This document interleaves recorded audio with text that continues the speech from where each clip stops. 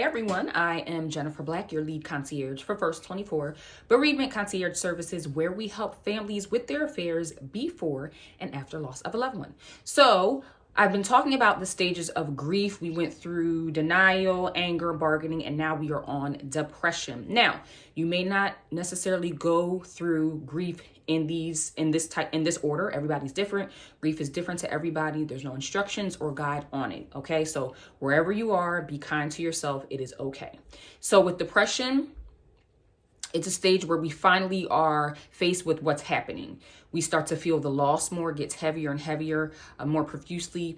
As the sadness grows, we begin to pull away from others and isolate ourselves.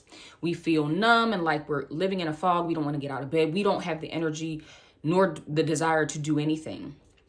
And so we don't want to talk to anyone.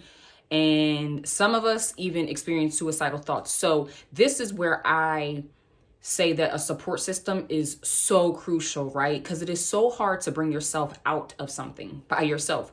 Of course, we depend on God because He is our source of strength. However, He does give us people. He does give us relationships. So I just charge the support group. Hopefully they are paying attention. You know, when you have a good support group, even if it's one person, somebody that's paying attention to your behavior, especially when they know you've experienced such a traumatic loss, right? So honestly, I feel like they should be the ones to see that and see how, because there's a difference from being sad and being actually depressed. Okay, you don't want to do anything, you have those thoughts, and if there's nobody there to encourage you and help you, it's like it's easier to keep going down that downward spiral. So my hope and my prayer is that you do have supportive people, even if you just met them a month ago. If you guys connect and you feel as though there's someone you can trust and vent to and feel comfortable with and like a safe haven, keep them in your lives, because you don't find those often. So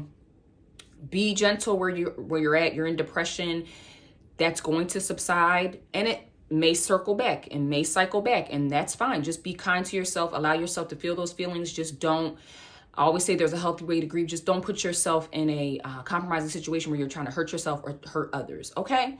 So if you'd like to put in the comments where you're at in your stage of grief, we love to hear. We love to hear if you're, how you're coping with it. Perhaps that can help some of us deal with our grief. So if you want to share, please put it in the comments again.